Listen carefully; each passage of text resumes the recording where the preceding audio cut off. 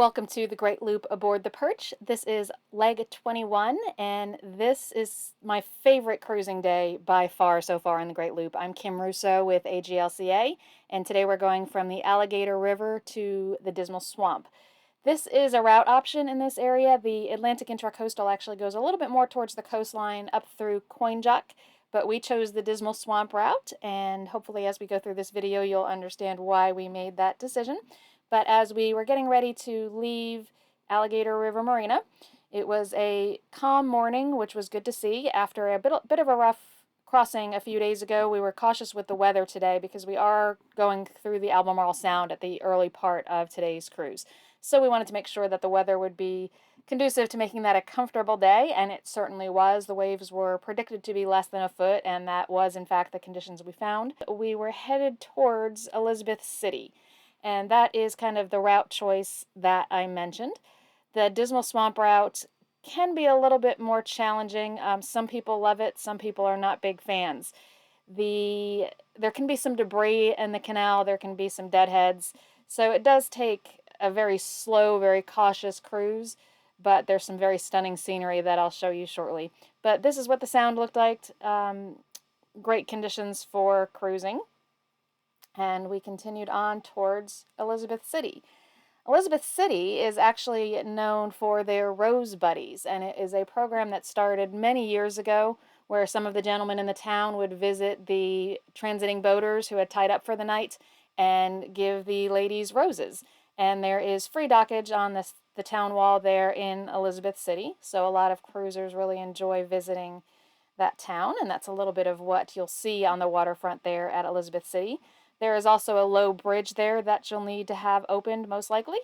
And continuing on through, you are now on this winding, snaking, beautiful river.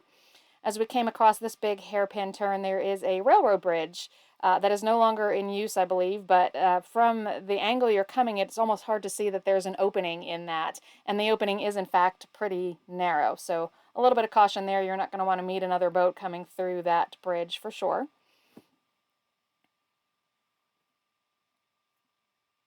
And continuing on through the beautiful river here, this is part of the Dismal Swamp, which is a federally protected wildlife refuge at this point. The swamp land here has dwindled over time, mostly because of things like climate change and human intervention. So what is remaining is protected by the federal government as a national wildlife refuge. It was estimated that the swamp was originally more like 1 million acres, and I think it's down to 20,000 if I'm not mistaken at this point. You'll enter the canal section, and it is said that the canal was first envisioned by George Washington as a way to move goods and troops through this area. I want to just kind of stop and show you some of the stunning cruising that you'll see on this waterway.